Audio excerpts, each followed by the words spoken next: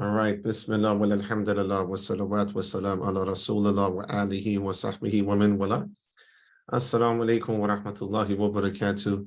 Our beloved brothers and sisters, colleagues from all over the world. It's such an honor to have you all with us in this international lecture that we're doing today as part of our international lecture series that we're conducting as ISIP twice a month. And we're very honored today to host our beloved scholar, doctor and advisory board member of ISIP, Dr. Yousef Musalam. We're very honored to host him. And we will briefly just present ISIP and I'll also present our lecturer for today. And after that, we will listen to our lecturer and we will also have some time for some Q&As in the end of the session as usual. So welcome, dear brothers and sisters. Feel free to introduce yourself in the Zoom chat. I also want to thank my beloved colleagues, Sister Ismat, the International Secretary of ISIP, and Brother Rafai, who has joined us today, Rafai Muhammad, as one of the facilitators for this international lecture series. We're very honored to have both of you with us, dear sisters and brother. You guys are doing an amazing job as always. I also want to thank the co-founder of ISIP, Sister Fatima Ahmed from Canada, for all of her efforts in organizing and structuring the event prior to today, inshallah. May Allah bless all of you and all of our excellent colleagues in the ISIP. Most welcome, brothers and sisters. All right. Today's lecture will be about Islamic-Based Psychological Concepts, the Serenity Model, with Dr. Yousef Musalam from the beautiful country of Jordan. And I hope everything is well in Jordan, Dr. Musalam, inshallah. Bismillah ar-Rahman ar-Rahim. Today's agenda will be that we start by reciting Surah Al-Fatiha, just to get the blessings from Allah Azza wa Jal. After that, I will briefly go through the guidelines of the lecture today, welcoming all of you to ours. And we will also give a certificate of appreciation for Dr. Musalam for his excellency in the field of Islamic psychology. And then we will listen to the lecture by Dr. Musalam. After that, we will have some Q&A. And then we will just close up the lecture, inshallah. So this is today's agenda. A brief, please forgive me, brothers and sisters, a brief aspect of the Zoom etiquettes. Keep your microphone muted at all time. All questions will be referred to through the Zoom chat, and dear beloved brothers and sisters. So if you have any questions to Dr. Musalam, feel free to write them throughout the session in the Zoom chat, and we will address them in the Q&A part of the session. No recording or screenshots are allowed throughout the session. The recordings will be uploaded on ISIP's YouTube channel within a couple of days, and everybody will have access to it. We will also share the link to ISIP's YouTube channel for all of you who have not subscribed yet to subscribe. We have over 200 lectures, I think, within the field of Islamic psychology in different languages for the benefit for all of you, inshallah. If you need live transcriptions, feel free to press the More button in the lower parts of the Zoom application that you're using and request it, and you will have access to it, inshallah. All right. A little bit about ISIP, the International Student of Islamic Psychology, and our mission statement. We as ISIP, dear brothers and sisters, want to be an inclusive space designed to connect people with diverse backgrounds interested in the field of Islamic psychology and Muslim mental health. Our movement is very diverse. We have people from all shades of life, all professional backgrounds, from all nationalities and ethnicities. And our common denominator is that we want to normalize the field of Islamic psychology. We also aim to disseminate knowledge, share resources, and discuss best practices in a free and accessible manner. So everything that ISIP does is free of charge. This is very important so that no matter which social economical background you have, you can benefit from the sacred knowledge of Islamic psychology. We also want to be a platform to enable further development of people's personal and professional interests, studies, and understanding of Islamic psychology within their communities and countries of origin. And ways you can continue to participate and benefit from the ISIP, as I mentioned before, subscribe to ISIP's YouTube channel. The link will be shared in the Zoom chat by my colleagues, Brother Rafai and Sister Ismat.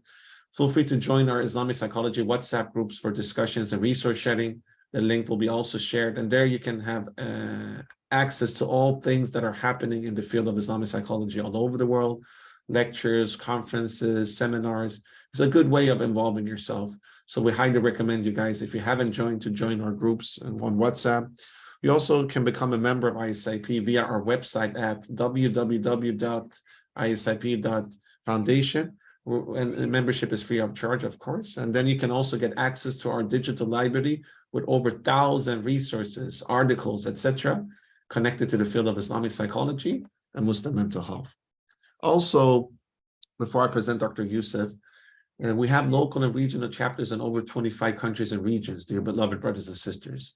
So if you want to join our local and regional chapters, feel free to reach out to us. We will also add our email address to the Zoom chat.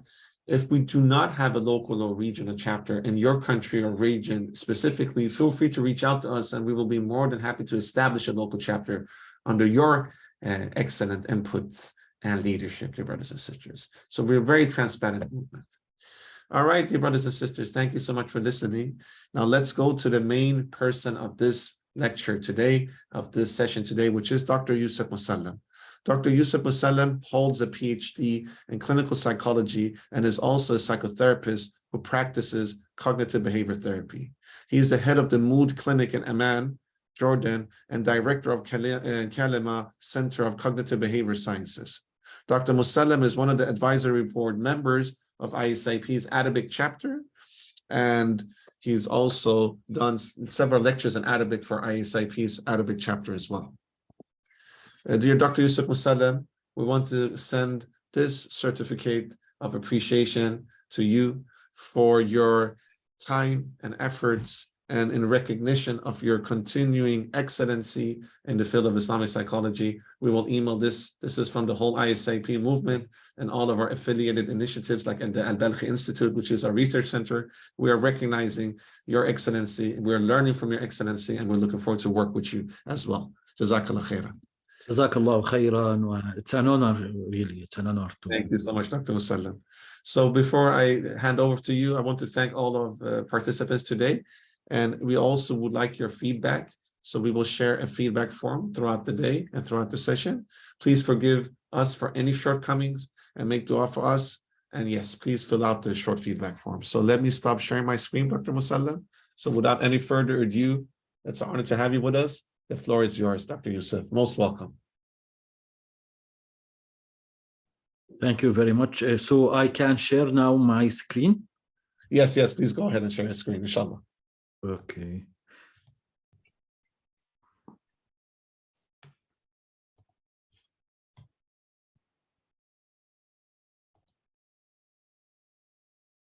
So we'll start with Al-Fatiha, inshallah.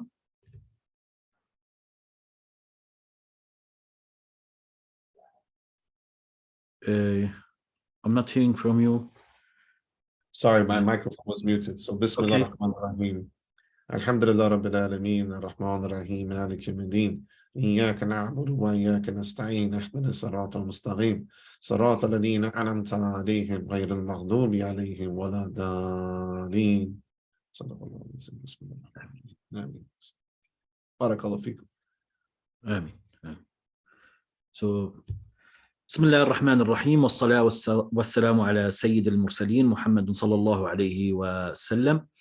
ويسرني في هذا اليوم أن ألتقي بكم. It's an honor for me to be here with you today, and I like to thank Mr. Sayyid Jamaluddin, and it's an honor really to keep in touch with you after all that days when we start on the beginning to have some lectures in Arabic. But this is my first lecture that I will do in English today. So when you have some tips about what we will do today, I just want everyone to remember that English is my second language, and I'm not really a good fluent in English.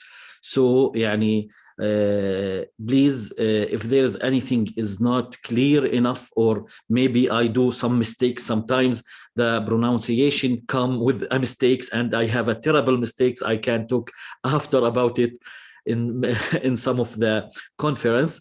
So I will do my best to speak in English, and be patient for that. Islamic-based psychological concepts and Serenity approach or Serenity model.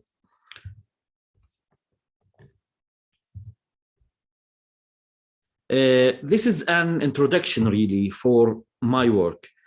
And this introduction, I have a lot of work in Arabic really, but this introduction is for presenting what I do in English, because I think there is a lot of people, they are very interested on Islamic psychology. So I need to show some of my work. Maybe there's some people that they are English spoken people, they can help maybe later on research and to do more in this approach.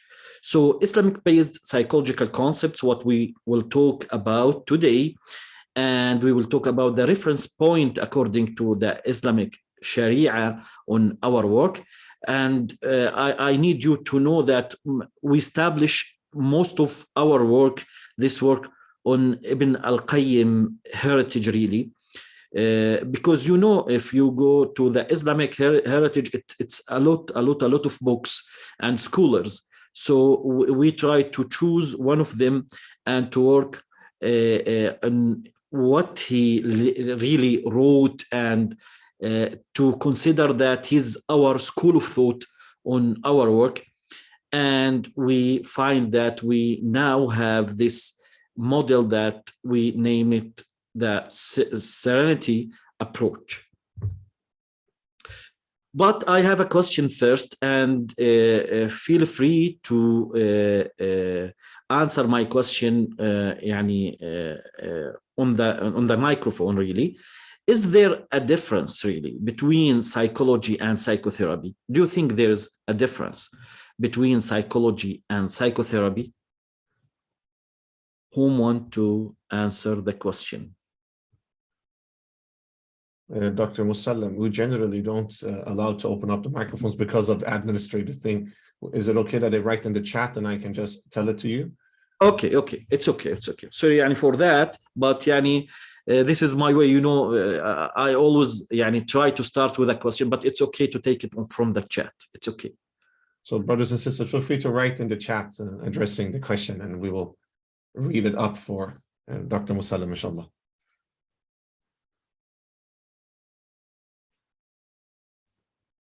And if somebody wants to unmute themselves, just raise your hands and we will unmute, because Dr. Musalam is asking for it. So we will do it as well, inshallah.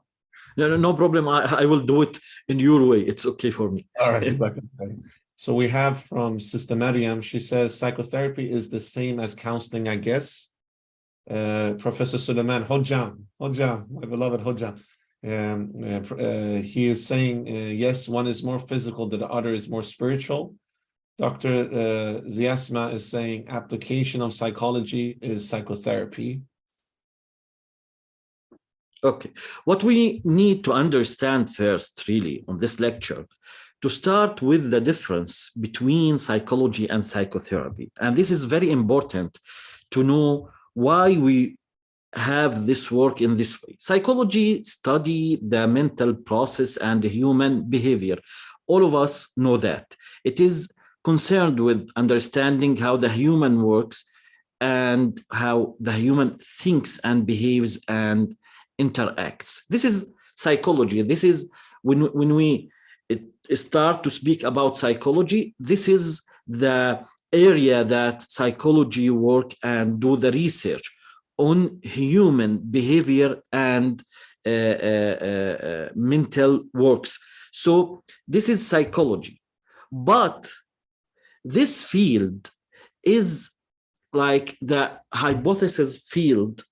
So it's always psychology is the school of thoughts, because there's the applied fields such as neuropsychology, developmental psychology, personality psychology, emotional psychology, social psychology. So there's a big mix sometimes between psychology and psychotherapy, because psychotherapy is the therapeutic process where the principles of psychology are used to help individuals understand themselves and cope with psychological and emotional challenges. Okay, so psychotherapy is the application for psychology. What's that mean? Why I'm presenting that really? Because when we go to psychotherapy, while psychology and psychotherapy are related to each other, that they differ in their nature really and approach, because psychology can be considered as the theoretical and scientific foundation. Because when we start to study the human, when we start to study people, we study their behavior, their the mental process, what they do, why they do that. This is what we study as a psychology. But psychology is not just a psychotherapy, because there's the social psychology, there is the educational psychology, there is the political psychology. So the psychology is like when you have like the bottle with water, but you can choose the cup that you want to drink. So you choose a red one. It will be like when you want to drink, you will drink from a cup. And that means psychotherapy is the cup that we try to work with the people that they suffer from mental illness and challenges in their life. So they differ in their nature and approach, because psychology can be considered as the theoretical and scientific foundation on which psychotherapy is based. Psychotherapy is the practical application, a practical application of psychological concepts and method to facilitate change and personality improvement. This is psychotherapy. From this, let's say, part that take us to understand what we name it, the bone and the flesh. You know, as a human, you have the bone and the flesh. Without bone, you will be like the snake, okay? Without bone. So we need the bone first. Because of that, I'm specialist on psychotherapy, and I'm certified with 3 kinds of psychotherapy, and I'm a consultant with 2 kinds of psychotherapy too, and I'm a supervisor with 2 kinds of psychotherapy too. So when we start to understand psychotherapy and all the approaches in psychotherapy, we will find that there is a governing philosophy laid behind psychotherapy. Let me give an example, like the humanistic approach. The governing philosophy for that is humanism philosophy. And this humanist people that they study psychology, they want to do a humanistic approach in psychology. So they start to work to have some assumptions, hypotheses, theories on the human behavior. After this phase, they go to the next phase, that the therapeutic conceptualization.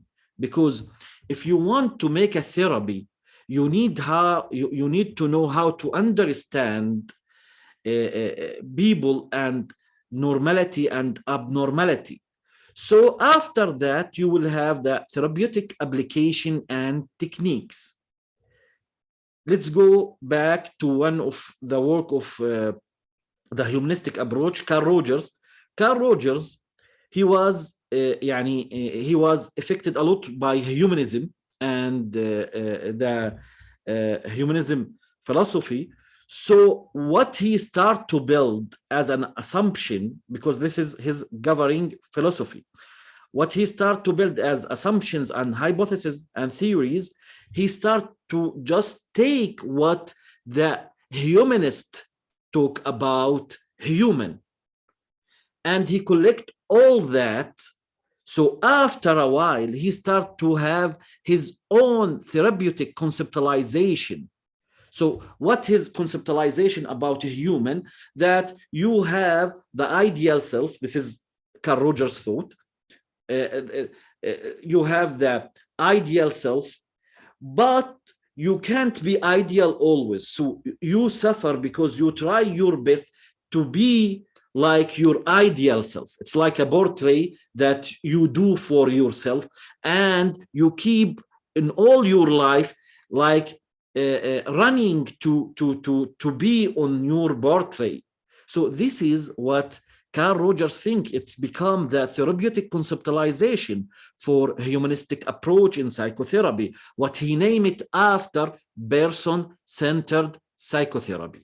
Person-centered psychotherapy. So now, after like on the fourth phase, he have the therapeutic application and technique.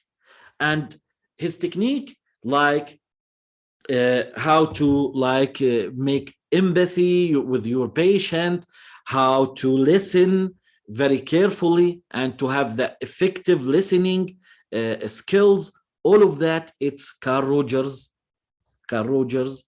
work to have a therapeutic application.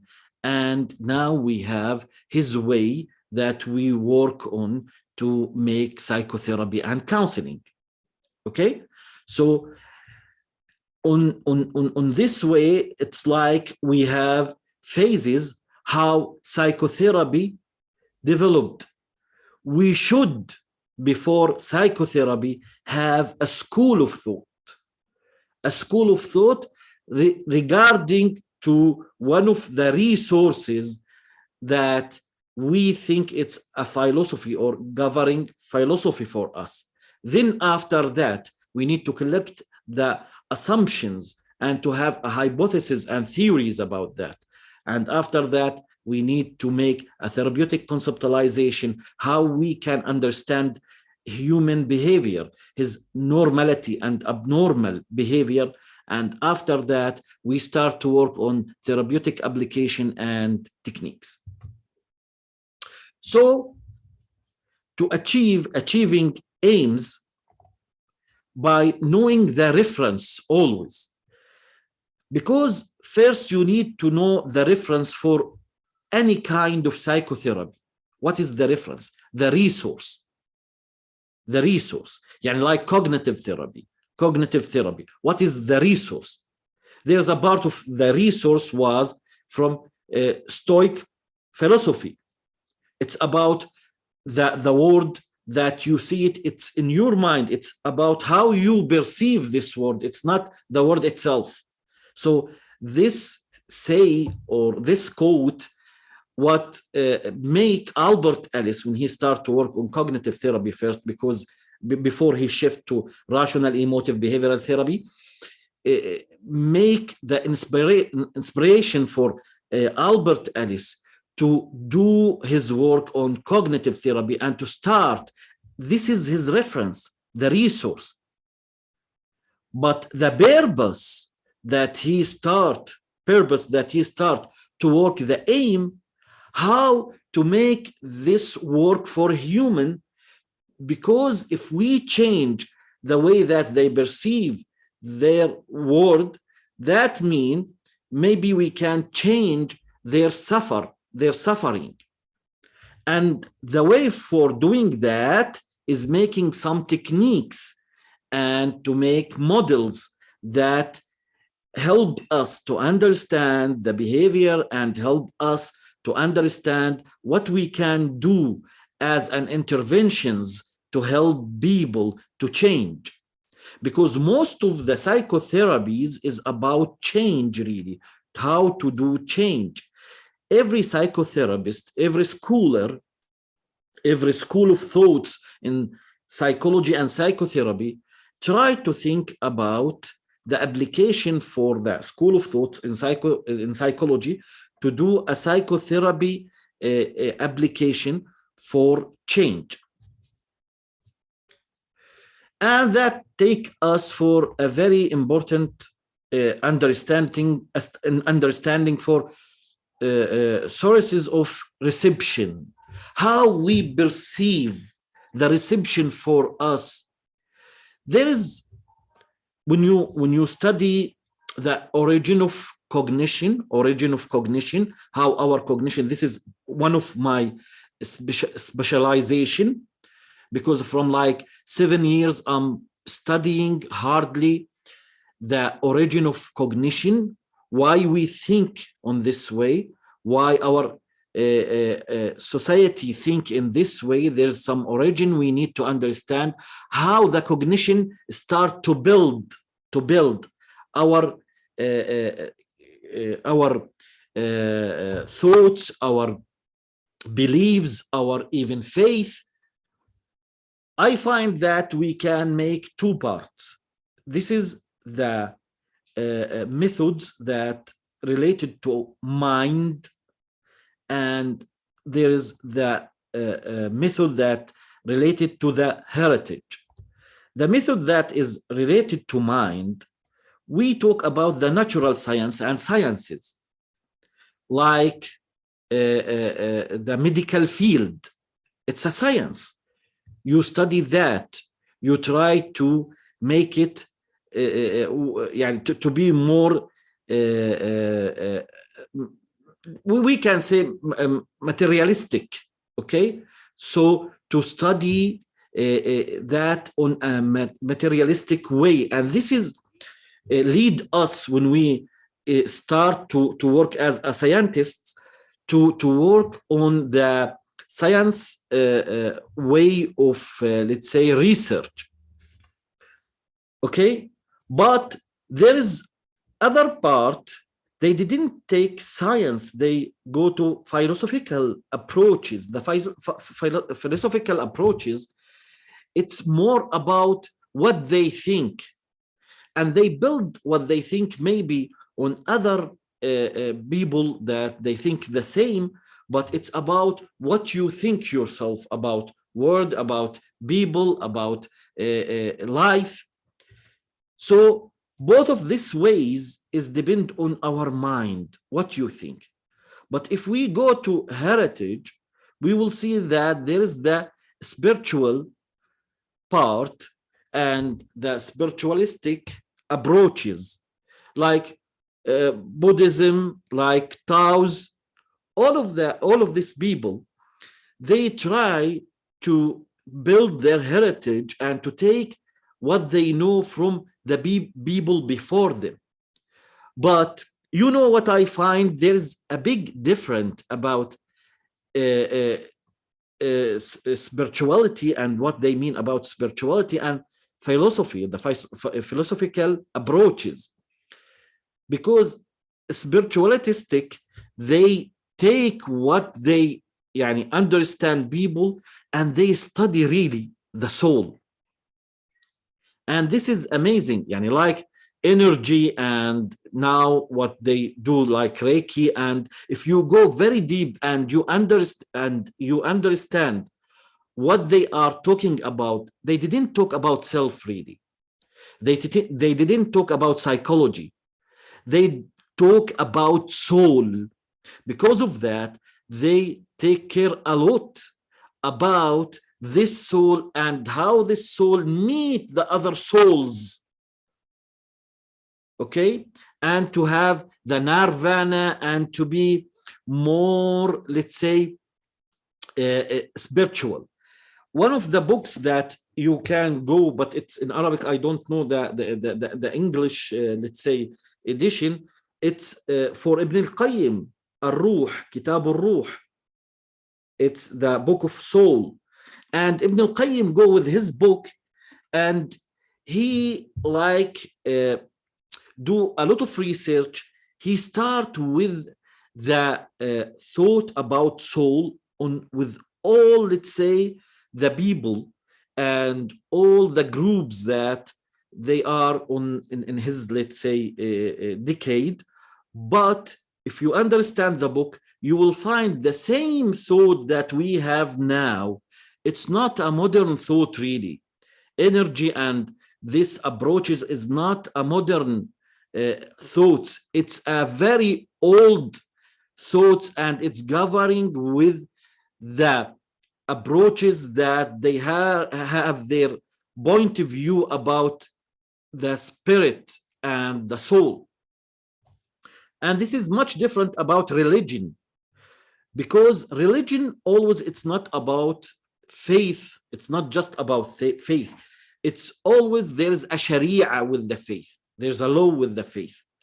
Because of that, the religion is governing our life and guiding our life in somehow, because this is what religion should do. It's not just to worship God.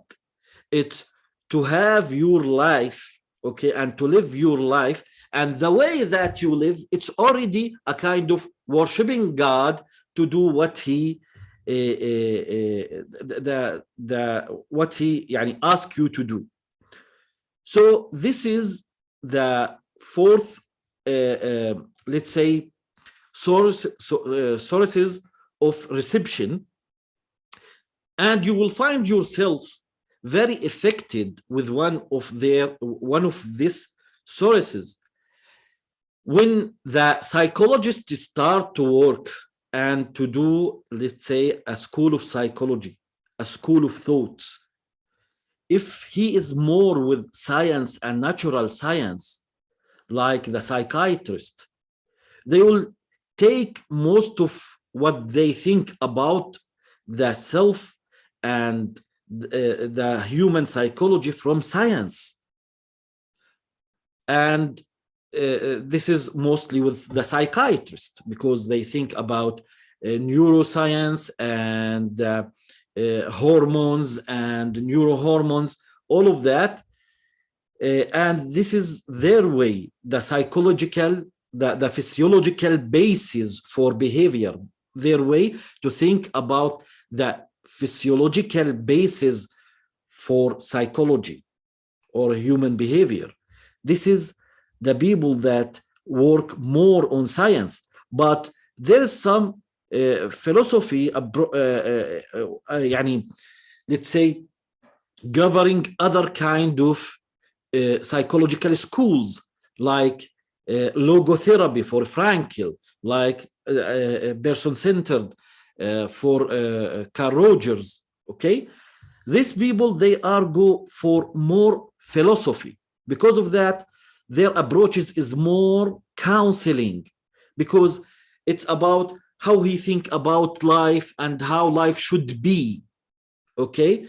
And to live in this life, what can you do and how you can behave in a way to be more adaptive with your life. But the people that they are go more to the spiritual part and this heritage and more affected with the Buddhism and Tao's and the new energy thoughts, school of thoughts, these people go to other kind of approaches to talk about human psychology and behavior and what is the aim for all of that, and the way what you should do, your way to be on this life and to think about how to be or how to achieve what you want. But if we want to go to religion and especially Islam and to have a school of thoughts, that will be different, and we need to be very careful again, because all of this four resources, all of these four resources have other aims. Their purpose is not the same, and their way and their let's say what they think about why we need to do that and not to do that is different. So again, if we will go to the bone, we understand now we need a bone to have the flesh and to work on a school of thoughts that is the governing philosophy to be from our religion. So the assumptions and hypotheses and theories should be linked with that. But after maybe if we do other lecture, we will talk about why we didn't like to consider in Islam assumptions and hypotheses and theories. We do other kind of work for that. And after that, we will have the therapeutic conceptualization for that. then the therapeutic application and techniques. We will have the flush after. And our flush here is the Serenity approach. So Islamic psychology, as I understand Islamic psychology from many resources, like Malik Badri, rahimahullah, and other scholars that they work on that. So the foundation is the psychological understanding from Islamic heritage perspective. Okay, so what is the idea here? There is a foundation of psychological sign in Islamic heritage. So we look for the sign about psychology in Quran and Sunnah to understand human psychology. Okay, so the goal for that, to elicit an understanding of the human nature and behavior in life domains. So on the chat, who agreed about that, please?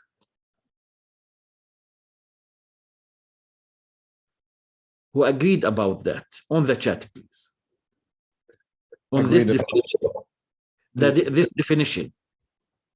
All right, brothers and sisters, feel free to reflect upon the definition that Dr. Musalam is. 1 minute. You didn't need to talk a lot, just I agree or I didn't agree. So 2 people are writing agree, Dr. Musalam. Okay. Aisha, Sister Esra, Brother Rafai agrees as well. Dr. Ziasma. Zahra agrees. Razia, yeah. Asma Khan is writing, not sure what sign is referring to. Most people agree. But signs here, you know, it's on Quran, there is some signs about human behavior, what he do, why he do that, about maybe al-nifaq, about al-iman, about a lot of things yani, related to human behavior. This is the signs that we think about. So this is Islamic psychology. But as yani, because yani, I hope this lecture is in Arabic, because alhamdulillah, very, very good in Arabic. Even I wrote poetry in Arabic. So when I start my research about psychology, nafs and nafs, and nafs in Arabic, psychology and nafs. So I find myself do what everyone do in Arabic, that I'm just looking how to find a nafs word in Quran and a Sunnah, and to find that as a sign about human behavior.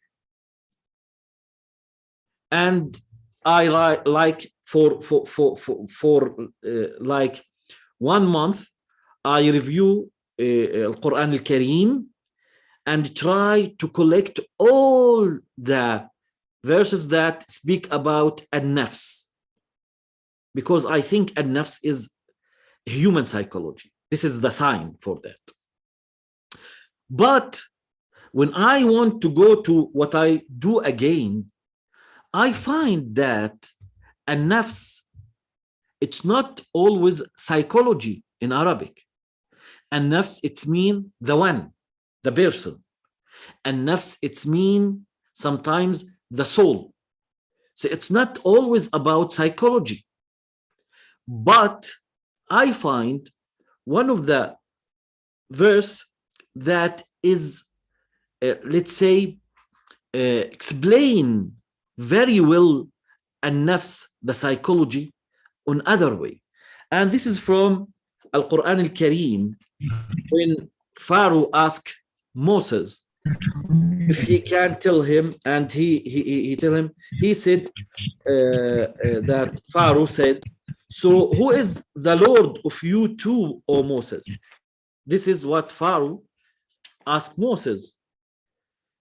So Moses tell him, our Lord is the one who has given everything its distinctive form, then guided it. And if you go to how our scholars explain that on التفسير, تفسير القرطبي, تفسير ابن كثير, التفسير, the tafsir books, you will find something amazing really.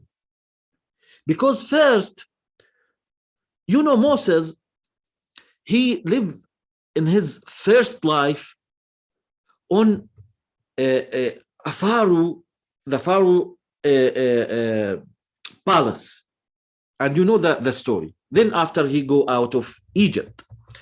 But Moses know very well how Pharaoh think and why he think on a very scientific way. We know until now the work of Sahara for Pharaoh and all of these people, they have a lot of heritage about science. So this is the best answer that you can have from somebody he understand how Pharaoh think.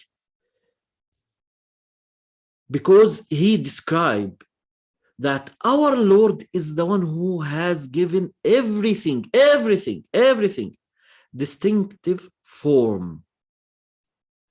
Because my form as a human, I have 2 hands, 2 legs, and I have my shape. If you see me, you will say, yes, this is a human. I'm not a turtle, okay? But the turtle had her shape, her form. So every creature have a form, okay? There's a form for every creature that you just know from his form which kind of creature. And this is the body. So it's like Allah Azza wa Jal, he create the bodies, the form, but it's not the form. This is like the hardware for the creatures. Then guided it. How God guided it? God make other kind of creating inside us, al-fitra. Because of that, on our fitra, I find myself as a human like things and I didn't like other things. I have a fear of like fall. I have like sometimes a sadness of losing somebody. This is the guidance inside me. So it's like the hardware outside and there's the software that make people do and work and react on this way. So this is the most, let's say, this is the most verse that we understand, because this is our umbrella in our work, okay, that Moses described our psychology. It's the guidance inside us.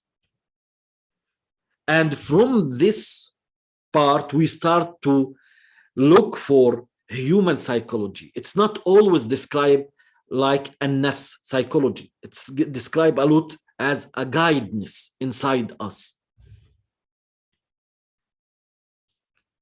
So we change the definition of psychology. We make a redefinition of psychology, because we start with the definition of psychology on our lecture, but now our definition in our school that I'm presenting it, the study of human guidance in the life and the hereafter, according to the formal nature of their creation by Allah.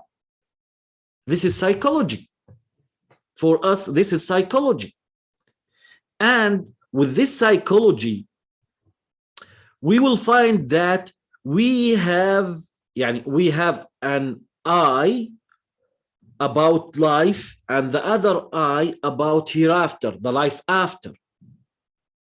We can't talk about human psychology just when we think about the daily life, our life, how we developed.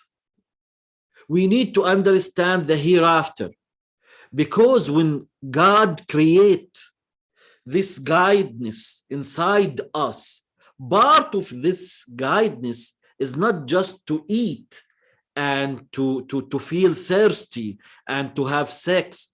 It's there's a part how to think about your existence, how to think about where are you going. This is part of our fitrah.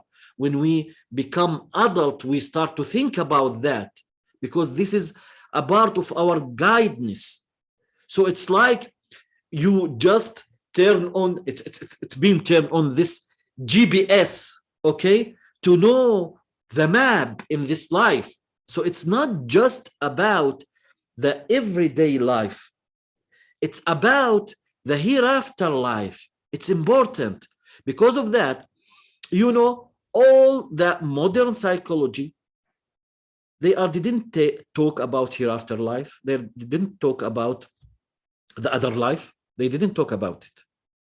And this is what we make, this is what make us as a Muslim. When we need to understand our psychology more, we need to think about al-akhirah, the life after, because this part is very important, and there's a part in our psychology exist to deal with this part. Because of that, the Islamic-based psychological concept, this is what we named our school. It's not the Islamic psychology, and I'm sorry for that. I'm not, but this is, let's say, ijtihad mujarrad. It's an ijtihad. This is an opinion for us.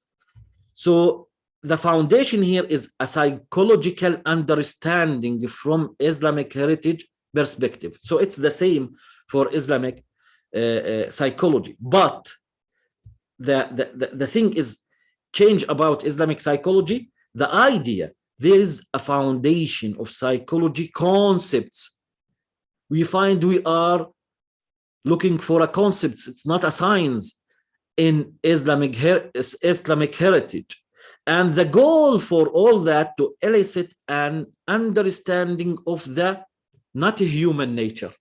Because I find if we think on the mentality of a human nature, it's like we are going to science. I talked before, science, it's about to explain that with a scientific way, with research, with scientific method, with experiments.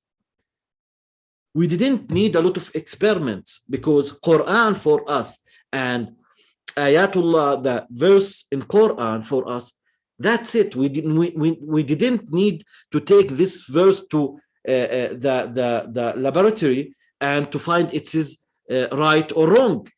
And this is much and different about the approaches or modern approaches for the Western, let's say, work. So the goal to elicit an understanding of the human guidance and behavior. This is what we do on Islamic-based psychological concept.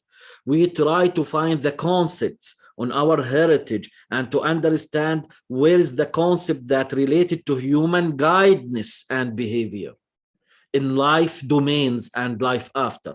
I should add life after here. Sorry, I should add life after here.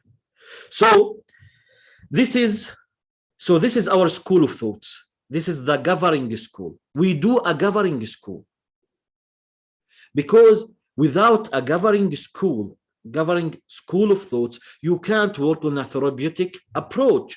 So the therapeutic approach is the serenity, psychological serenity. It's about, this is what we give a name, and there's a reason for this name, but the time today will not help us to talk about that. So an approach that follow the IBBC school, which include the cornerstone models. This psychological serenity have the cornerstone models related to the human behavior. It contains the theoretical basis and wider framework of the applications of the human guidance and behavior. This is psychology, human guidance and behavior in our school of thoughts.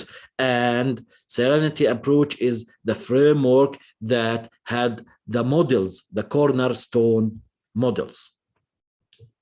So Islamic-based psychological concept, the central conceptual perspective, Mr. Sayyid,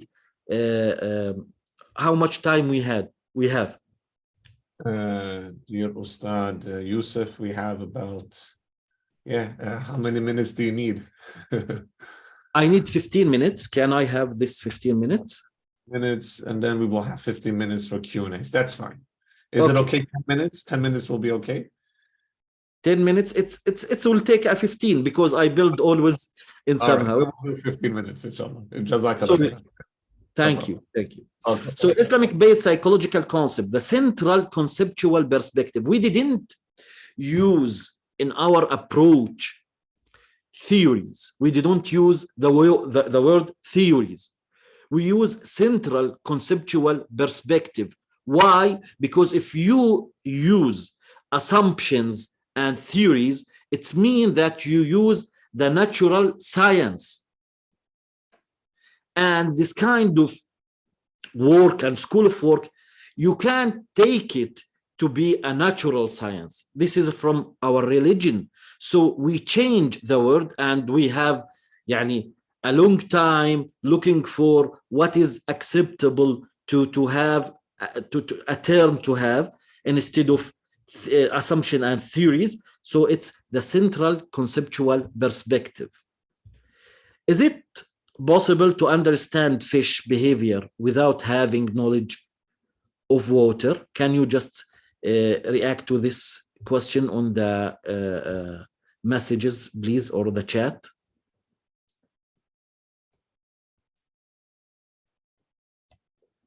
Is it possible? Most people are saying no. Dear. That's good. And this is what we think, because when we start to study this psychology, we find if you didn't understand life, you will not understand the human psychology, because human is like create in somehow to be on this life and to go to the life after. So if you didn't understand life, that means you didn't understand water, and you will not understand fish. So we have this model, as we name it, the central conceptual perspective about human and the message and life. In these three circles, you will find the relation between each circle, because the relation between a human and the message, that the obligation for human, at-taklif, mukallaf, and the relation between human and life, tribulation, mubtala, there's an ibtila in his life, and the relation between these three things is succession, that we come to this life and we will go to life after, but we will have children and we will have a heritage should go to the other generation. This is the concept. So the human message, okay, the human and the message, this is what link and the relation between them, and the message and the life, this is what the relation between them, because I need to be more faster, and the human and life. Okay, so again, we need to think about the reference, the resource, and the purpose, the aim, and how to conduct all that the way. If we didn't think in this way, if we didn't arrange our thinking style on this way, we will not have a real and solid knowledge and approach. So so the psychological serenity, the conceptual perspective for this serenity is on Ibn al-Qayyim work, because Ibn al-Qayyim in his book Al-Fawaid, he mentioned 3 times things, and we just elicit that in somehow and collect it and make this form for what we understand from Ibn al-Qayyim. So Ibn al-Qayyim says that you start with notions. Let's make this example. You are just you start to follow my lecture, and there's a notion, just click your mind. If you just go with these notions, it will be a thought or a thought. You will think more. The notions is something happen to everyone, but it's not going to be a thought unless you start to think about it. If you think more about these thoughts, you will memorize these thoughts, and maybe you will have some images for these thoughts. But these thoughts and images and the memorization for them, it will not have a feeling inside you without a volition. And always I give this example. If you go to an old album for your pictures, you will see some pictures that you will feel sad, and some pictures that you will feel happy. Why you start to have these feelings? Because thoughts, images, it didn't mean anything without feeling something inside them. Thoughts and images and memories is like the balloon. If you didn't fill this balloon with air, it will not have a size. So volition and what happened inside you from emotions and feelings and triggers and urges, all of that inside the volition box will make the thoughts go to be an act, to act. And if you act and you do the action many times, it will be a habit. If you didn't make it for many times, it will not be a habit.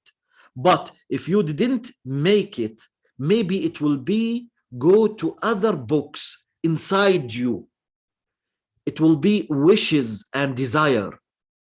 And this wishes and desire, if it's very acceptable to you and you memorize them, the memorization for them, and have images, because now wishes and desire have memorization and images, it will be the heart intent.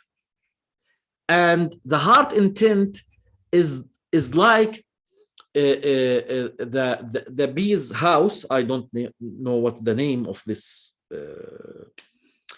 from where you get the honey. Okay, always this heart will send some bees. Okay, in this way you will have other notions, and if you think about them more, it will be a thought, and if you think more, it will be easy to memorize these thoughts and to have images about them, and with time you will have a volition, urge, and intent with them, and all of that. If you didn't act for that, it will go again to be a wishes and desire.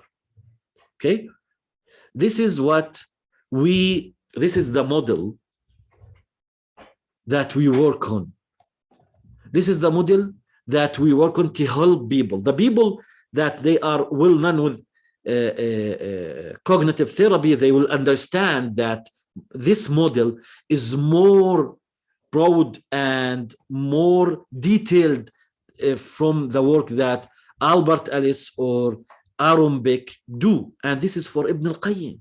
This is for Ibn al-Qayyim. This is what Ibn al-Qayyim, what we do, we just try to understand what he speak about and to collect that with this shape and form. And we have this, what you see now as a form that we work on. This is the model. But the applied model, we just like summarize the model to work on psychotherapy or even on counseling, what we need to work with people when they have some challenges, we need to have a purpose. Without purpose, it will not be easy. With this purpose, we need to know how to work on the volition, how to have your urge. Let's say you have a bad habit and you need to change that. First, we need to work on purpose. There is a protocol for this component, but what I try to do today just to have an introduction for that. But if there's maybe a next time, maybe we can go to all the details for each component even, because we have a full work how to do that with human, how to do that with people. So you need to work on purpose, because without purpose, you will not have a volition. And without volition, you will not go to action. So to change, مثلا, for example, a bad habit, this habit have a volition already, because even if it's a bad habit, there's an action that you do. So to change this volition not to do, you need to have a very good purpose to block this work and to not make the action, and to change that with a new habit. So you need a new purpose to have a volition later for the new action that you need to do to be instead of the bad habit. This is the easy example, but we do that for depression, we do that for anxiety, we do that for relations even. So I think we have a very good model that we can work on. And this is what is the new in our work.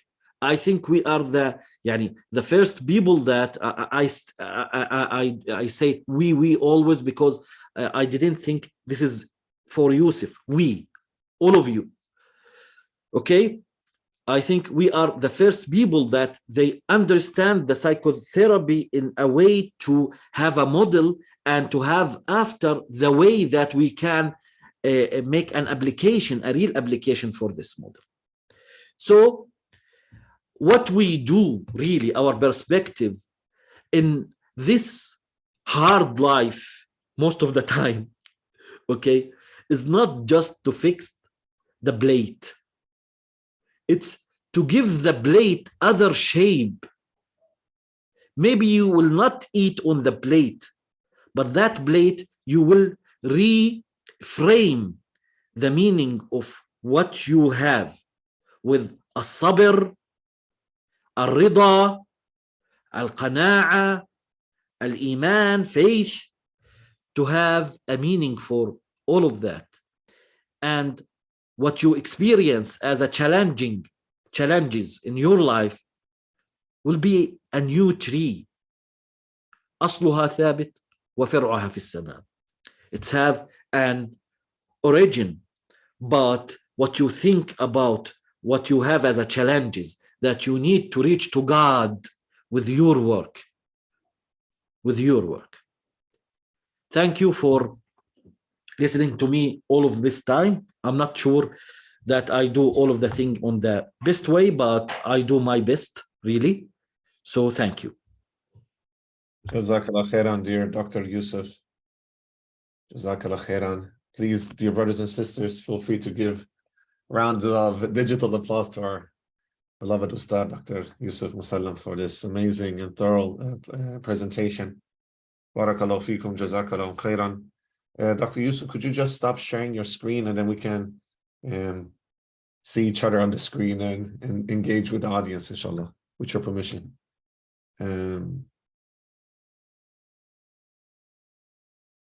I will try to find the way, because normally I didn't use Zoom. I see. Just stop sharing. If you can do just stop sharing. Because, okay.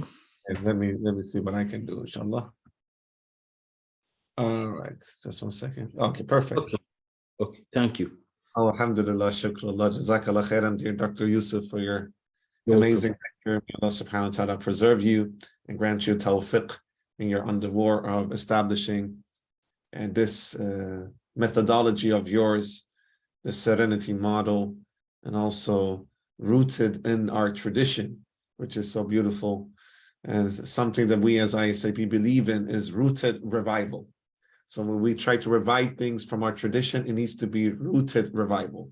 Rooted in the sense that it's rooted in the Quran and Sunnah, and rooted in the tradition, the scholarly tradition of our predecessors, like Ibn al-Qayyim, rahimahullah, and Imam Ghazali, and many other excellent scholars in the past. Revival in the sense that we're bringing it to the contemporary era, because we need to also address the diseases of modernity.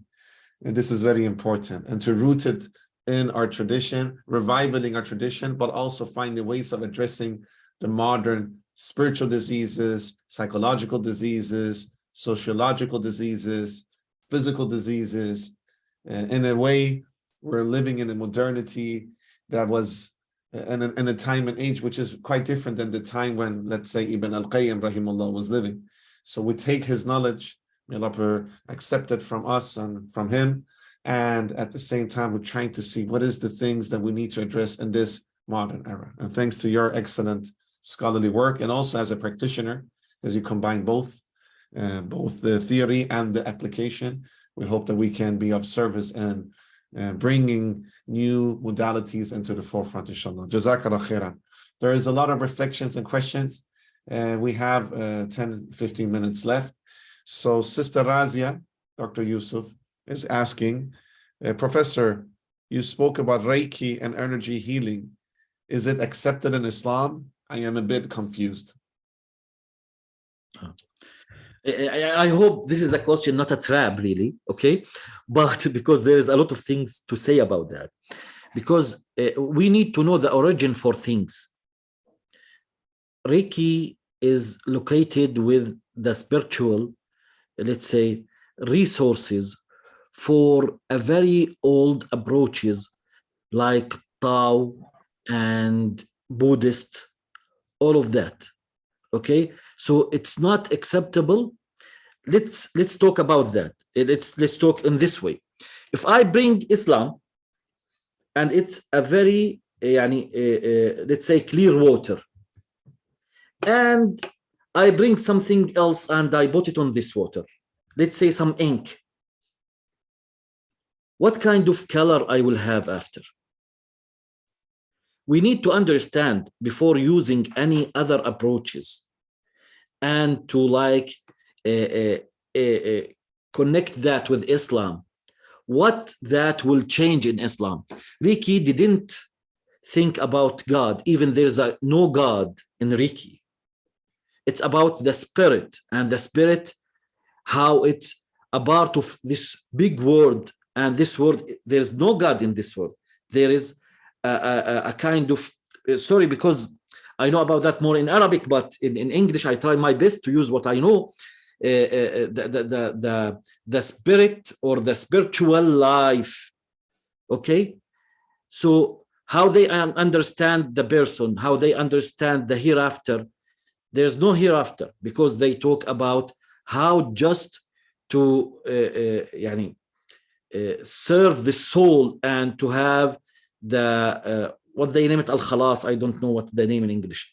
So my answer will be, it's not really. It will change Islam to be more like worshipping something not God, really, with time. This is what I think. But I hope if you talk in Arabic, maybe I can explain that very well, because I have all the proof. We do a lot of research about that and the effect of Reiki and the energy approaches on Islam, and how they change the way that people react. Even tomorrow, I have a big lecture about that. Barakallahu feekum, Dr. Yousef, for your thorough explanation. I like the analogy of the water and the ink, because it's very good analogy and metaphor of reflecting upon these things, because sometimes people could subconsciously and even consciously normalize things, even with a good intention sometimes, but it's not congruent with the Islamic paradigm, and indirectly it could make people go astray. And directly, of course. So it's very important to have this analogy of the water and the ink. I just want to add to that, Dr. Yousef, just as a reflection and perhaps discussion and answer from your side, as the esteemed scholar you are. So the way we engage with other traditions in psychology, even the mainstream psychology, the Western side, you were like into that in the presentation in a good way. Like, what is the philosophy of humanistic psychology? What is the philosophy of positive psychology, even psychological domains within Western psychology that is quite congruent with the Islamic paradigm, still has quite a different, epistemological understanding about things, right? And that's why you're doing this rooted revival with this Serenity Model that you're speaking about. And all the lectures that we have in ISIP, there is that many of our scholars have the same approach as you. And then there are different modalities. Of course, this is the beauty of Islamic psychology. There is different modalities and how to apply it. My reflection would be, and it's also connected to Sister Razia's question, because I understand where she's coming from, I think. Allahu A'lam, I should say. Where do we put the boundary? Because at the end of the day, we know that our traditional scholars did engage with other traditions as well to understand. And they use the prophetic, hadith of, the wisdom is the lost property of the believer. Wherever he finds it, he can, he can use it, right? Now, what was quite astonishing with our traditional scholars, may Allah preserve all of them, they were very rooted in the primary sources of Islam, Quran and Sunnah. So they knew how to engage without going astray. You see what I'm saying? They knew how to engage, how to filter out things that are not congruent or applicable to the Islamic paradigm, and then perhaps keep some elements that we could utilize, which is congruent with Islamic paradigm, right? This is how I have been, taught when it comes to the historical way of our traditional scholars engaging with other traditions, but also this is a reminder for us how important it is to be rooted in our primary sources, which is the Quran and Sunnah. Because for them, before they even started studying other tradition, they were all Hafiz Quran, or they were all,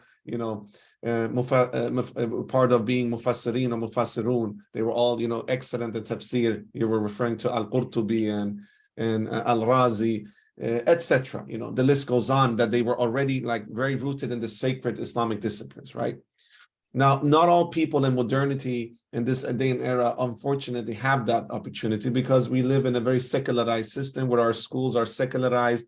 It's not integrated, where you study Islamic disciplines and chemistry. So first and foremost, Al-Razi, the physician, he was first Islamic scholar in tafsir and Quran and hadith, and then he became a physician as well, right? So the physician derived his knowledge of physicians and being a general practitioner was secondary and was rooted in the primary education, right? We don't have that today, yes, not even in the Muslim world. Just to come to my question, dear Dr. Yousef, I'm soon there.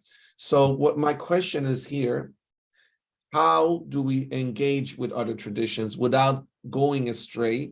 Should we engage with other traditions? Should we be curious? In which way? Where is the boundary? Of course, Quran and Sunnah is the boundary. I still ask you, because it's not always, like, for a person who is not a scholar, in the traditional disciplines, maybe it's not as easy sometimes. So I'm just throwing this question out to see how we can reflect upon it. Barakallahu feekum for listening. Okay. So what I think, there's a big difference between to take faith from people, other faith, other kind of faith, like the Eastern approaches, or to take techniques that help. There is much different. Because of that, I think before we take the other approaches, we need some people, they are good researchers, that they understand, they can they can understand the thoughts and what is, let's say, the meta philosophy beyond that, beyond that. Because of that, like Reiki, like what we see, the energy, all of these approaches, this is a faith when you understand them very well, and you know the original, let's say, the original things, and you know, go to the resources, really, you will find that it's like the religion. So you can just take, now if you ask me, can we have like to have something from the Christian, what they do in their church, and to have it in Islam?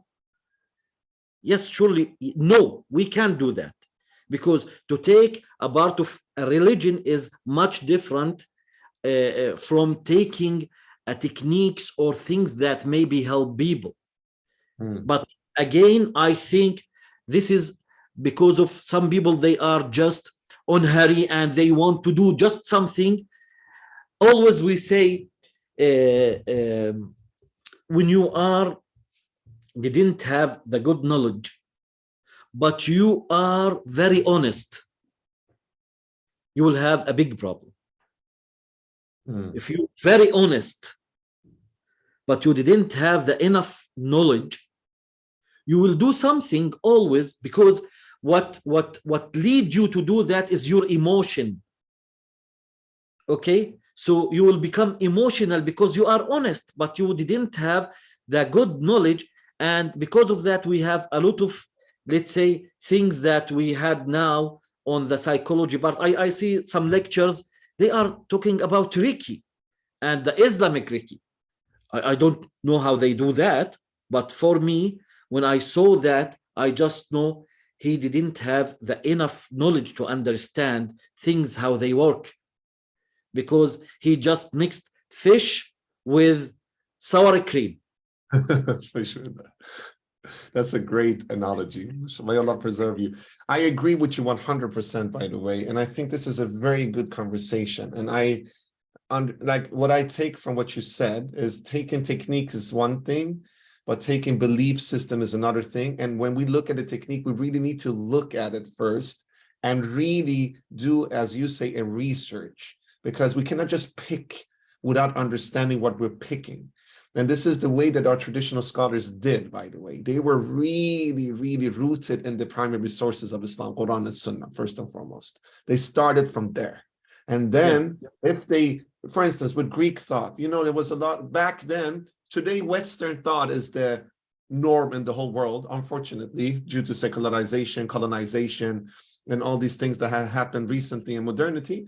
So now the norm is mainstream Western thought, secular thought, liberal thought, right? Historically, when Islam was spread, the Greek thought had that same position, right? So a lot of people engaged in Greek thought, but the way that they engage is exactly as you said, exactly as Dr. Yousef said, and they were rooted in their own tradition.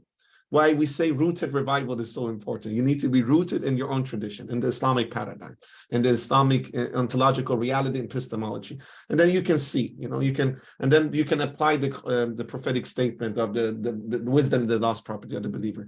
So we need to look at this sour cream. Allahu Akbar. I was thinking about chips now, Dr. Yousef. I don't know what Okay. because there's a lot of chips with sour cream, because it's a very good analogy. And also the technique. You know, like if we are going to utilize the technique, where is it rooted from? How do you filter so that you take away the things that are not compatible? Or could we even filter it? Because if you have ink in water and you try to filter the water, the ink might still be there. So it depends on which filter mechanism you're using. Some things you can never filter, never. Even if you have the best filter in the world, some things you can never filter. It will never become pure water again. Honestly, some things you can filter, then you need a very good filter. You need to have a filter filled with knowledge of how to filter. So not a lay person cannot filter like that. You need to be very knowledgeable. Like for instance, how our traditional scholars were in the Islamic paradigm in the filtering process. And some things are quite easy to filter. Like for instance, you spoke logotherapy. Logotherapy in many ways is very congruent with Islamic paradigm.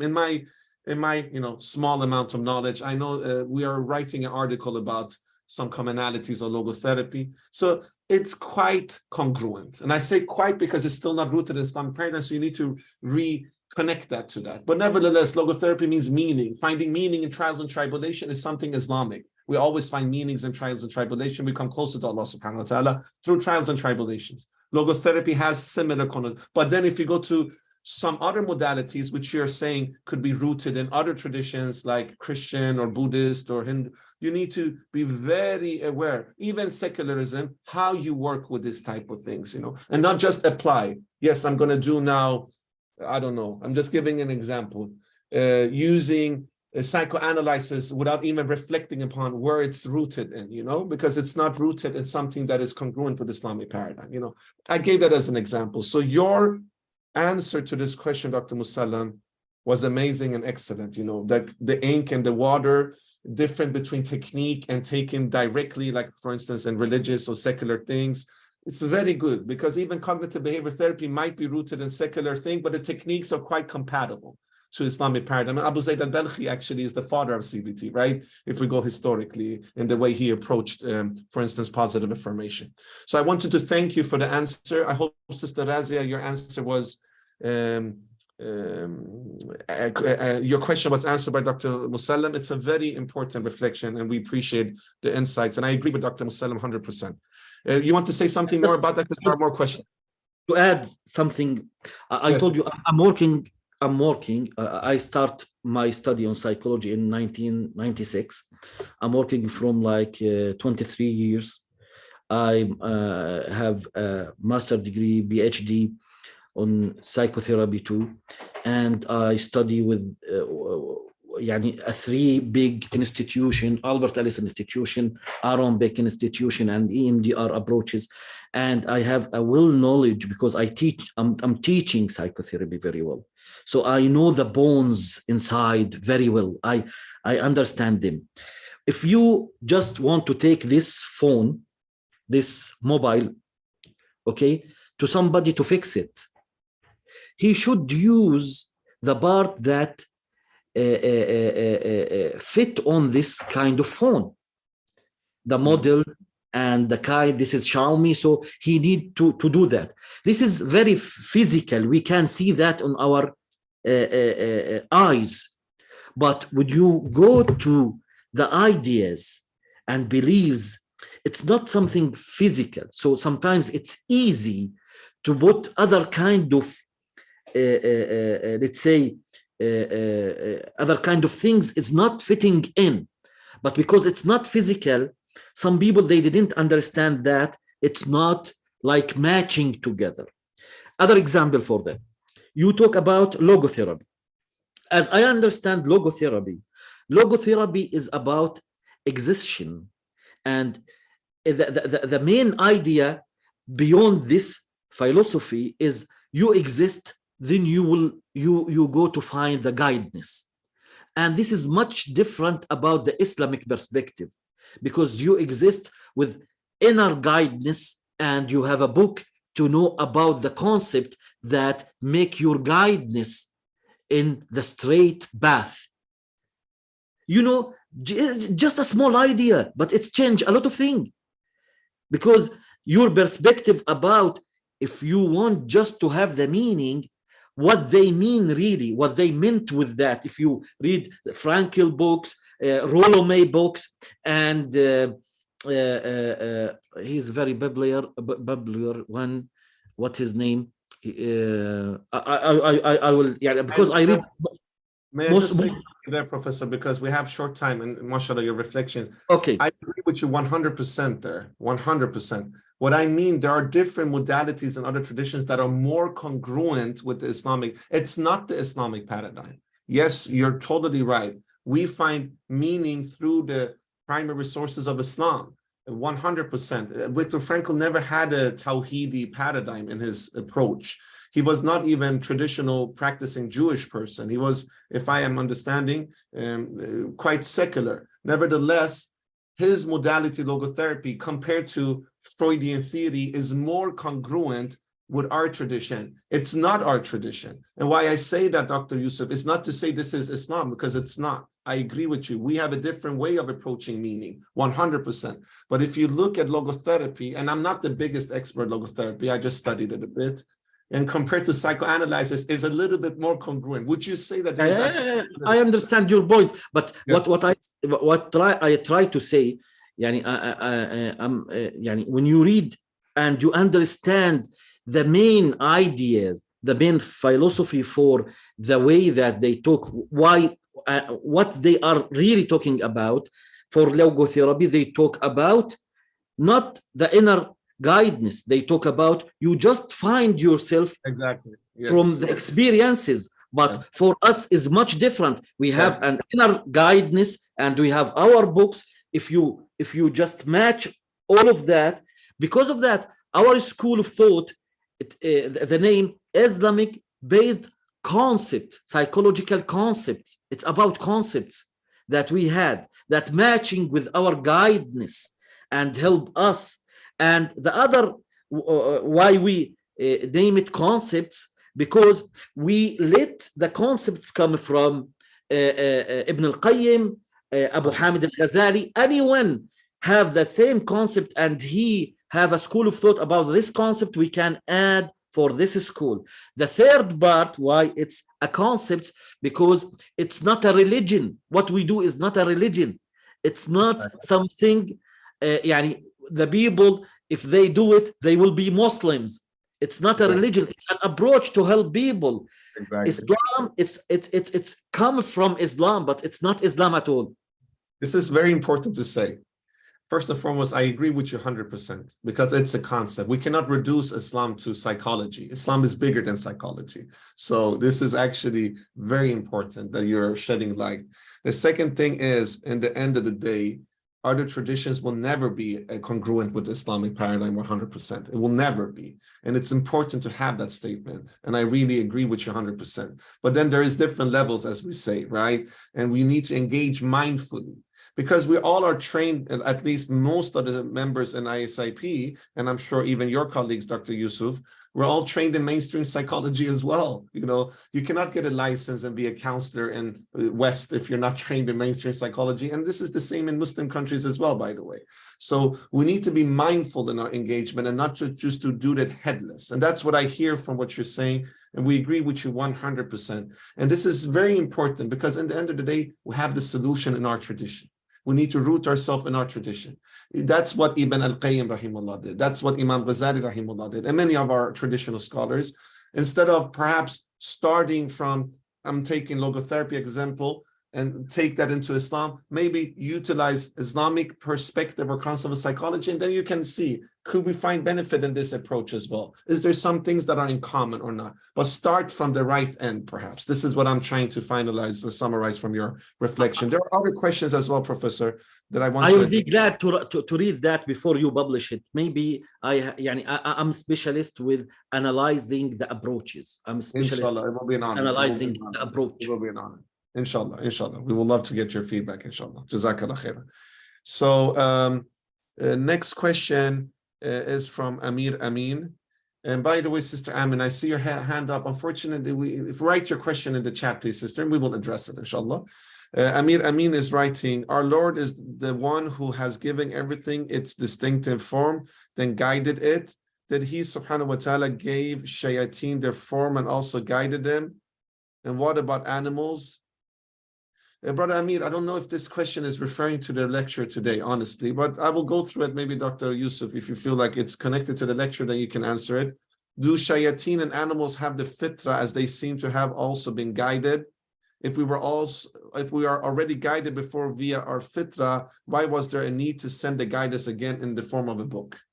It's a very long question. Do you feel it's congruent? It has to do with your lecture today? To make it short, you will not see the lion looking for let's say other kind of animals to get married and to have his children. Okay, so the minimum of this guidance is about how the animals, to speak about animals, how they collect themselves, how they do them their life. To make a joke, please, with 1 minute, it's like one of my colleagues, we are studying psychology together, and he told me, I'm happy to be a monkey. Sometimes we are talking about Darwin and his theory, because I find they do, the monkeys together do a lot of social interaction together, and they take care a lot of each other. So every animal had his way for his life, what he eat, what he do, where he go, from whom do he get married. So this is kind of al-fitra for each animal, even ash-shayateen. Jazakallah khairan for the answer. Brother Amir is often active in our lectures, doing an amazing job with so many great reflections. Brother Amir, thank you so much. There is a reflection here from Sister Nimra. Should one go for mainstream psychology with caution? So this is a question to you. Should one go for mainstream psychology with caution, Dr. Yousef?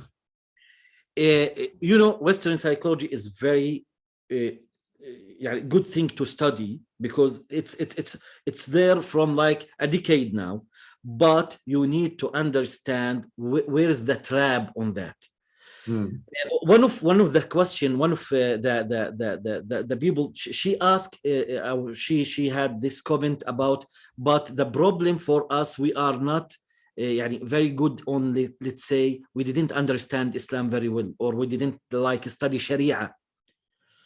What we do, our work, you don't need to study Sharia to do our work. You don't need to study Sharia, but you will have an approach that already help people without taking them to other approaches that make him just think about life, just life. And do we waste the time for the people when they had like a distress in their life, because we just talk about life and we didn't talk about sabr and how to connect with God in this moment? Do we waste their time? We waste their precious, really, because God, when he sent the distress for them, there is other part, not just psychology. It's how to be on the straight path with whatever happened in your life. So you didn't need, in our approach, to be an Islamic scholar, but you can have a good amount of understanding. I study Islamic Sharia for 10 years, really, side by side with psychology, and I study with al-mashayikh, and I have a good knowledge about that to build the approach. But the people, they would want to work on this approach, they didn't need all this knowledge. The other thing, when you study cognitive therapy now, you find they go to mindfulness. And some people, they go to mindfulness, they go to التأمل. أي حدا بالعربي يساعدني. What they name it, it's not the mindfulness, the yoga or yoga. Okay? Always the baby will go to the rahum. Rahum? The woman when she gets pregnant. Help me, Sayyid. What the woman when? Rahum, what they name it in English? You mean like the embryo? You mean like the womb? The womb. Because this womb, when you have a baby with this womb, the baby will go back to his mother. So cognitive therapy, when they start with Stoic philosophy, you will find Aaron Beck on the message before he died. He go to the Dalai Lama and he told him there's there's a big difference between cognitive therapy and Buddhism, because both of us teach people how to think and to be careful with what they think and to be more mindful. So this is the very let's say the trap on the Western theories, because always it's linked with a philosophy. Yeah. So in somehow when you do that, you do their philosophy. Like Carl Rogers, what will you do with Carl Rogers? That you will emphasize the self and to make the person learn how to yasta'een with himself, not with God. Yeah. Dr. Yousef. I'm sorry.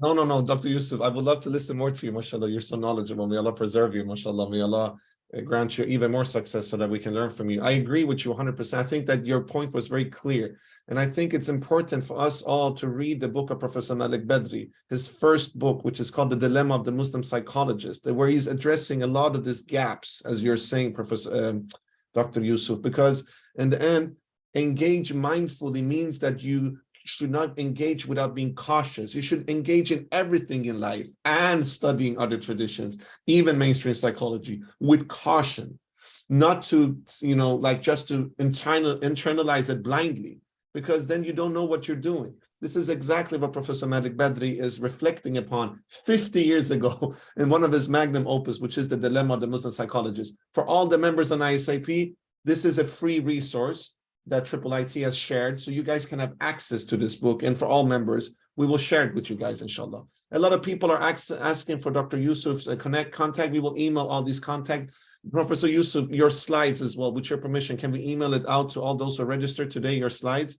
If okay, I will send it to you. I will send it to you, inshallah. So all the email, all the details to Dr. Yousef, everything, we will email it out, inshallah. There is a lot of other questions. I will take one more. What do you think about Muslim researchers saying dhikr and salah are a form of mindfulness? What do you think about that? There's a question. Sorry, I will not answer this question because it need a long answer to understand my point of view. If I just give you a short opinion, it will not work for you, and some people, they will not like it. Okay, because of that, sometimes some questions is like a trap, because you just give a direct answer, and that make people think something not what you mean about it. Said, please, for the people that they are speaking in Arabic, if they need to know more about the psychological approaches, I have many lectures about that, analyzing, but in Arabic, analyzing the philosophical basis beyond each kind of psychotherapy and psychological school. Okay, perfect. We have already shared all the lectures you've done for ISIP Arabic, and we will share all of your other lectures in the email we will send out to people. You just share with me which lectures you want us to share. So for all of those who are Arabic speakers, mashallah. And by the way, I love your answer, by the way. This is something that we need to bring, brothers and sisters. We should never answer quickly on things. We should be mindful when we answer. This is not quick, fast food when it comes to speaking about Islamic psychology. And we need to have thorough answers, and sometimes we need more time. So this is actually wonderful adab, Prophet Dr. Yousef. I want to say this is Islamic adab and etiquette, by the way. And also another recommendation connected to this question is the Professor Malik Badri wrote a book called Contemplation, which he speaks about the Islamic tradition of contemplation, tafakkur and tadabbur, and that we have our own tradition, within Islamic thought and history. I recommend all of you to read it. It's also a free resource, by the way. So we will share this book with you all because it's a free resource, so we are allowed to share it. So contemplation is rooted in our tradition, and he compares a lot with other traditions, notions of mindfulness. Professor Badri is doing that in an amazing way. So we recommend that book, and that's about 200 pages, the book. All right, Dr. Yousef, I don't want to take too much of your time. There is a last question here I see. There are some, reflections. Let me just read them. Sister Amina says, back to basic, lowest of nafs to the highest of nafs. Taha, purpose of prayer for remembrance of Allah. Arad, 28, peace and calm in remembering Allah. What was it that gave Bilal radiallahu anhu the strength when Allah tested him? Great reflections. Also, Dr. Bibi Jan, our wonderful colleague from Singapore, says, I think the challenge as an Islamic psychology practitioner, many of us lack depth of Islamic knowledge, and most of our clients are in the same position. Sometimes using the label strictly or loosely may add some ambiguity. And she wants some comments on that. I think you commented already in a very good way, your own training. I think like this, brothers and sisters, if we want to create new models, we need to have the training that Dr. Yousef has. He has studied Sharia for 10 years. This is not for the layperson to just do something. But if we want to apply Islamic psychology, that's different, because then we're using a model, whether it's Dr. Yousef or other scholars, and then we're getting training from that and ijaza. And this is connected to our tradition, brothers and sisters. In the tradition of Islam, we always got ijaza from our teachers to, for instance, study a book or disseminate the knowledge from a book. So for instance, Dr. Yousef has his own model. You can study it, then he will give you ijaza. There's other models as well by other scholars. But to create a model, then you need to have the proper training in Islamic thought, whether it's fiqh or sharia or hadith or aqidah, all these things. It's very important. But it's different between creating a model and applying the model, because then you can actually study it, and then you need to have some form of license degree also in what we call mainstream psychology. At least in some countries, you need to have that, or we would recommend in all. Yes, Dr. Yousef. I'm happy if you want, but not maybe to arrange a training on our model, to have some therapists that are using this. The second thing, that I advise anyone to be on a research group before he work his own work if he didn't have the enough competencies. I start my work after 13 years from studying, and I have the PhD, and I have the 3 degrees or certificate or licensed from 3 big institutions. After that, I start to think to start this kind of work. So to be patient, because I'm sorry, but with 1 minute, we always say, if you want to take your deen, your religion, you should take it from a good schooler. But I say also, if you want to take your life, take something in your life, okay, a good guidance in your life, you should take it from a good psychologist. MashaAllah. Because it rule your life if he didn't know how to guide you and to counsel you. Dr. Yousef, may Allah bless you. May Allah bless you, Deep. I enjoyed this lecture with you today. I enjoyed the Q&A, by the way. Thank you for all of our excellent participants, brothers and sisters, for all of your great questions and reflections. We're very honored to serve you guys. I just want to tell you guys that we will have a discussion with Dr. Yousef. We want to create for all ISIP members some form of training with Dr. Yousef and his model. This is something we have done with other scholars, and it will be such an honor to do it with you, Dr. Yousef, and your model. So we will discuss. So if you guys are interested, join our newsletter or join our WhatsApp groups, and you will get more information about that. I also want to say that the whole aspect of being a peer-to-peer supporter of each other is very important, to learn from each other's knowledge. This is collective efforts. What Dr. Musalam said with research is important. To learn the research tradition is very important. So actually, ISIP establishing now an Islamic Psychology Research Network with the Al-Balkhi Institute and the Maqasid Institute. Feel free to join there. You will have some of the leading scholars like Professor Suleiman Dareen, who is here today, our mentor, our teacher, and our colleague, and our advisory board member, who will be part of that, and many other excellent scholars as well. So there's a lot of things going on where you can get that training. Inshallah, with time, when you study like Dr. Mustafa, you can come to a point where we can also create models, of course, but we need to be mindful. We need to be rooted. That's why it's called Rooted Revival.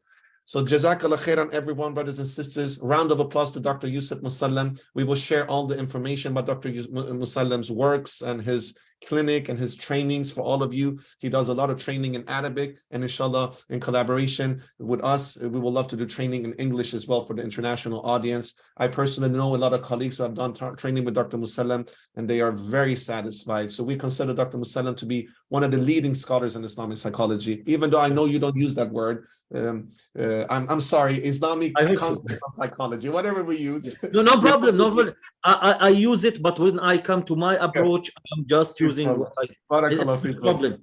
I didn't do it to make a difference. I do it to But you're actually correct.